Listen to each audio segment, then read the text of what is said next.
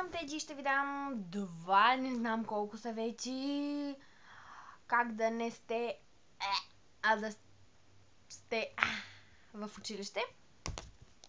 Миришете хубаво. Гадно е, когато седнете или пък някой седне до вас и мирише на пот. Да, има си парфюми за тези неща. Ползвайте безцветни гланцове, които леко, някои, които могат леко да гланцират устните ви, които могат леко да ви дадат блясък, които само леко ще се личи техния цвят. И такива, които са вашия цвет на устата, само дето с една идея по-добър. Your lip color, but one idea better. Да, същото. Пишете си позитивни неща, защото без позитивна енергия няма да ви се получат нещата.